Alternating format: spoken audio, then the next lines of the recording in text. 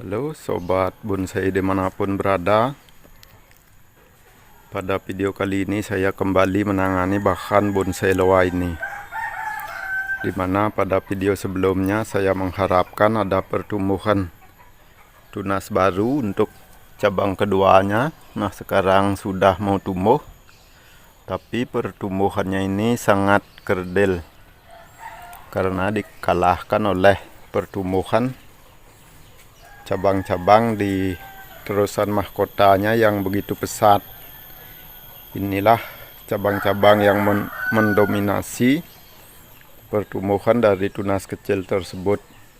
Makanya tunas kecil tersebut kurang bagus pertumbuhannya.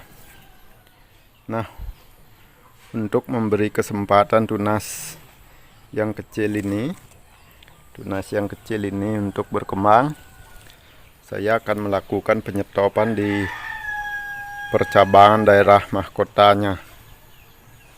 Cabang-cabang seperti ini akan saya nolkan dulu agar tunas yang kecil tersebut mendapatkan suplai pencahayaan dan suplai makanan yang cukup. Oke, mari kita lakukan proses selengkapnya. Nah, untuk percabangan seperti ini kita nolkan dulu agar pencahayaan menuju tunas yang kecil tadi yang kita harapkan menjadi cabang keduanya mendapatkan pencahayaan yang cukup. Untuk tunas-tunas di mahkotanya ini kita nolkan dulu teman-teman.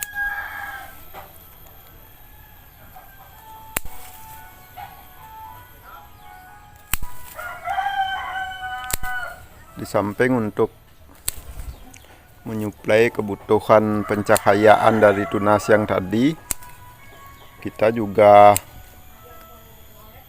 melakukan penyeleksian tunas-tunas di mahkotanya agar pergerakan dari perpecahan percabangannya kelihatan jelas. Oke teman-teman, ikuti saja prosesnya. Nanti akan saya tunjukkan hasilnya.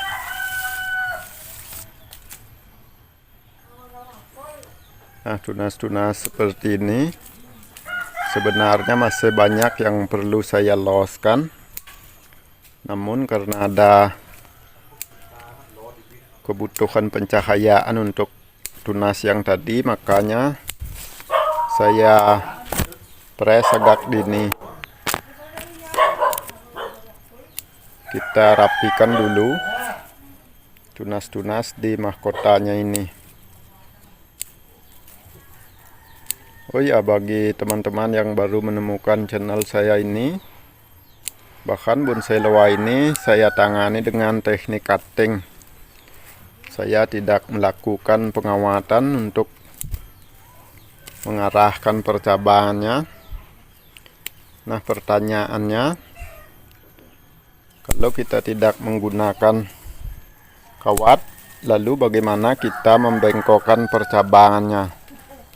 Nah, untuk membengkokkan percabangannya itu kita memanfaatkan titik tumbuhnya. Kalau kita menghendaki pertumbuhan cabang ke kiri, kita siapkan titik tunas di kiri. Nah, bagaimana kita mengetahui kalau titik tunas itu di kiri? Kita bisa lihat dari pertumbuhan daunnya teman-teman. Kalau ada daun di kiri, maka otomatis ada titik tunas di kiri.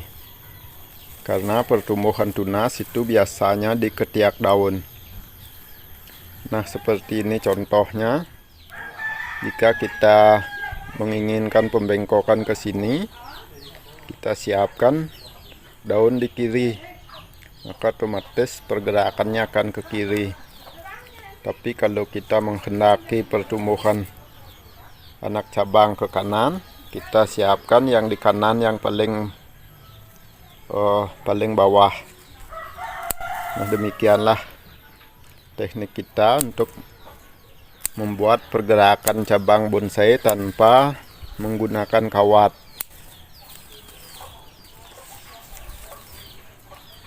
Nah, untuk pertumbuhan bahan bonsai loa ini perkembangannya cukup bagus. Saya menggunakan media pasir kali yang saya campur dengan pupuk NPK. Kalau teman-teman mempunyai kotoran kambing halus, itu akan lebih bagus, karena media dari tanaman loa sangat bagus menggunakan kotoran kambing halus. Bagi teman-teman yang kurang yakin dengan apa yang saya katakan, teman-teman bisa simak di video saya yang lain. Saya menggunakan media loa hanya dengan kotoran kambing halus. Teman-teman bisa lihat bukti hasilnya, di mana pada saat itu saya hanya menggunakan media kotoran kambing halus untuk menanam tanaman loa. Saya sudah perlihatkan hasilnya. Maka bagi teman-teman yang penasaran, teman-teman bisa simak di video saya yang lain. Nah, demikianlah sedikit informasi tentang media dan teknik menggerakkan percabangan bonsai tanpa kawat yang dapat saya bagikan pada video kali ini. Semoga ada manfaatnya buat teman-teman semua. Nah, di sini banyak percabangan yang masih perlu saya loskan. Namun karena kebutuhan penyupotan tunas baru yang tadi, maka saya press dulu agar tunas yang tadi mendapatkan suplai pencahayaan yang cukup. Nah, di samping itu saya juga memelihara tanaman bonsai ini terlalu berdekatan karena kewalahan lahan. Itulah sebabnya, itu salah satu kenapa saya memangkasnya di usia dini.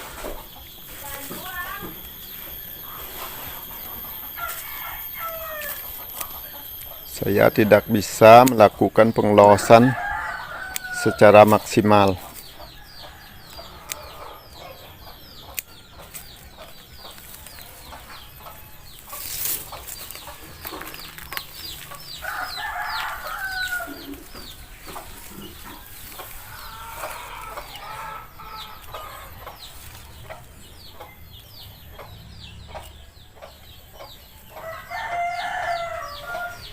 Nah, untuk cabang yang ini sudah cukup pembesarannya. Kita pangkas.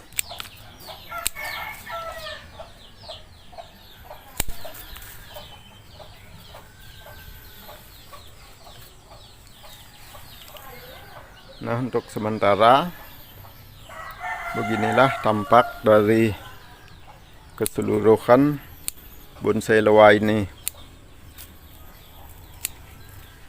Untuk bagian top mahkotanya kelihatannya sudah lengkap, namun untuk cabang keduanya masih belum ada. Inilah salah satu kendala untuk tanaman loa ini. Nah, sekarang kita buka percabangan di daerah mahkotanya. Kita lihat sampai seberapa level dari perpecahan percabangannya. Kita lihat dulu, kita buka dulu. Kita press pelan-pelan untuk menemukan perpecahan percabangannya atau level perpecahan percabangannya. Kalau sepintas kesannya sudah jadi. Kalau dipakai untuk bonsai rumahan sudah cukup dilihat. Tapi sekarang kita lihat Kalau perpecahan percabangan untuk bonsai yang layak untuk dikonteskan, kita perlu melakukan penahapan beberapa kali lagi. Nah, sekarang kita lihat perkembangan perpecahan percabangannya.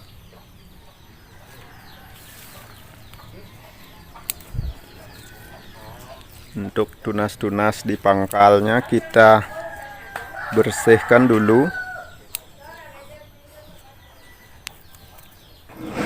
agar perpecahan percabangannya lebih jelas.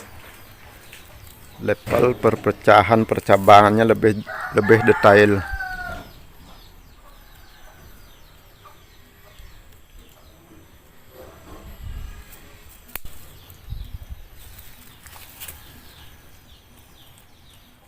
Nah, seperti ini perpecahannya terlalu drastis. Dari pangkal cabang langsung tumbuh banyak percabangan, itu kurang bagus. Kalau lebih bagusnya dari pangkal cabang itu mecah menjadi dua, menjadi anak cabang. Kemudian untuk anak cabang itu mecah menjadi dua, menjadi ranting. Begitulah seharusnya level perpecahan percabangan bonsai. Sekarang akan saya lakukan hal tersebut. Kita lakukan level perpecahan percabangan 124. Rumusnya 124. Pertama pangkal cabang, kedua anak cabang dipecah menjadi dua, maksudnya menjadi anak cabang, dipecah menjadi dua lagi menjadi ranting.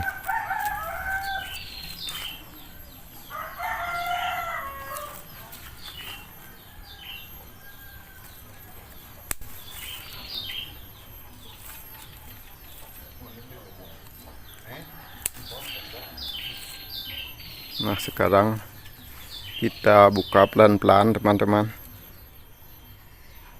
karena kalau kita salah melakukan pemangkasan itu kita akan sia-sia beberapa bulan pengelosan. Nah, seperti ini ada pertumbuhan anak cabang yang terlalu mepet, kita pangkas yang mepet, kita arahkan menuju ke samping. Kemudian yang di samping kita pecah menjadi dua.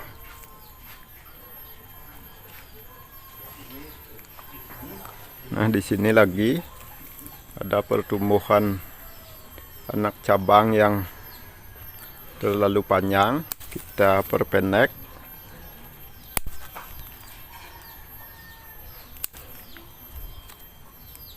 Kita lihat di sini juga terlalu panjang kalau untuk percabangan di mahkota. Nah, di sini juga ada cabang yang naik, nanti akan benturan dengan yang di atas. Di sini juga perpecahannya banyak dari cabang, anak cabang. Ini anak cabang mecah jadi dua, jadi ranting. Ini ranting mecah jadi dua, tapi ini terlalu banyak, maka kita pilih dua saja. Nah, demikian prosesnya untuk membuat perpecahan percabangan. Nah, seperti ini modelnya. Perpecahannya terlalu banyak, kita pangkas yang di tengah sehingga ada pergerakan menyamping. Oke, sekarang saya akan lanjutkan dulu untuk menyeleksi perpecahan anak cabang dan rantingnya. Nanti akan saya tunjukkan hasilnya Setelah saya lakukan pemilihan anak ranting, anak cabang untuk memperlihatkan level dari perpecahan percabangannya. Oke, nanti akan saya perlihatkan hasilnya. Nah, teman-teman bisa lihat sekarang dari bahan serimbun tadi, kalau kita lihat level percabangannya masih sangat bahan. Nah, seperti ini contohnya. Level percabangannya baru mendapatkan pangkal cabang, sedangkan untuk perpecahannya masih sangat jauh. Nanti kedepannya untuk perpecahan anak cabangnya saya akan menggunakan yang ini. Jadi untuk yang ini kemungkinan kedepannya akan dipangkas juga. Nanti ini yang akan dipakai anak cabang. Ini anak cabang kedua. Untuk anak cabang kedua sudah mendapatkan perpecahan percabangan menjadi ranting. Nah, demikianlah tahapan kita membuat percabangan bonsai. Cabang, anak cabang mecah jadi dua menjadi ranting, dan seterusnya terus dipecah menjadi dua. Sedangkan untuk cabang pertama ini tadinya sangat rimbun, sekarang tahapannya baru sampai anak cabang. Ini cabang pertama, anak cabangnya ada ke belakang satu. Untuk terusannya ini sudah saya pangkas karena terlalu lurus dari sini, tidak ada pergerakan sama sekali. Sekarang untuk terusannya saya akan menggunakan yang ini agar ada sedikit liukan. Nah, sekarang sudah kelihatan ada sedikit liukan. Nanti kedepannya saya akan gunakan yang ini. Untuk yang ini akan saya pangkas juga. Nanti saya mengharapkan titik tumbuh dari perpecahan ranting di sini. Ini akan saya pangkas. Ini yang akan saya pakai perpecahannya. Nah, beginilah teknik kita membuat bonsai tanpa menggunakan kawat. Kita manfaatkan kekuatan titik tumbuh dari cabang pohon itu sendiri untuk meliukannya. Seperti yang saya bilang tadi, kalau kita ingin membuat perpecahan cabang ke kiri, kita sisakan titik tumbuhnya di kiri, maka otomatis akan ada pergerakan ke kiri. Demikian pula untuk yang sebaliknya. Nah, setelah saya nolkan seperti ini, mudah-mudahan untuk calon cabang keduanya ini mendapatkan suplai makanan dan suplai pencahayaan yang cukup sehingga dapat berkembang. Nanti untuk di mahkotanya terus kita press agar leher dari batang utamanya ini tidak terlalu membengkak. Kita terus press, kita loskan yang daerah di sini agar batangnya terus ngepen. Nah, teman-teman bisa lihat untuk batangnya sudah mulai ngepen atau mengerucut tanpa saya melakukan penahapan pemotongan batang utama. Oke, untuk sementara hanya itu yang dapat saya bagikan untuk penanganan bahan bonsai loa ini. Sampai jumpa di penanganan selanjutnya.